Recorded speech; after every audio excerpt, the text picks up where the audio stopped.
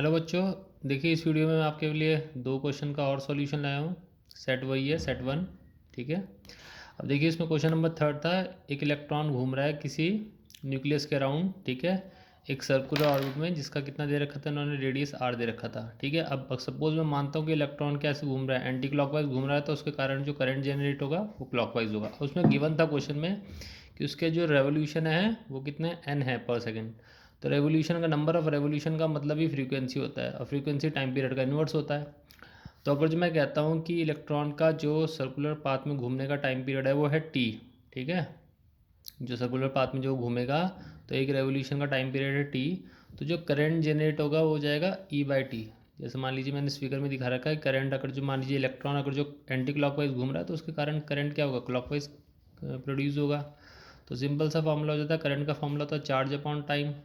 तो मैं इसको लिख सकता हूँ I equals to E into, इसको लिख सकता हूँ मैं टाइम को 1/t।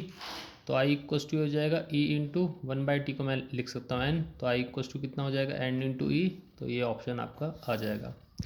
ऐसे ही एक और क्वेश्चन था, the dimension of the rate of change of magnetic flux. ये बहुत सिंपल क्वेश्चन था। अब देखिए फैराडे लॉ के अकॉर्डिंग क्या होता है, rate of change of magnetic flux induce EMF के बराबर होता है। तो d∅/dt ई के बराबर हो जाएगा, मीन्स इंड्यूस ईएमएफ। अब भाई इंड्यूस ईएमएफ क्या कहते हैं, ईएमएफ एक वोल्टेज ही होता है। तो ई को मैं लिख सकता हूँ d∅/dt, और ईएमएफ किसके बराबर होता है, पोटेंशियल डिफरेंस के बराबर। तो पोटेंशियल को हम क्या लिख सकते हैं, वर्क अपॉन चार्ज। वर्क की डायमेंशन रखी, चार्ज की डायमेंशन रखी। वर्क की डायमेंशन होती है m1L2T-2, और चार्ज की डायमेंशन होती है a1 into T means current into time. तो देखिए सॉल्व करके कितना आ जाएगा, m1L2T-3 a-1, जो कि ये वाला ऑप्शन हो जाएगा आपका। तो आई होप आपको बच्चे समझ में आया होगा।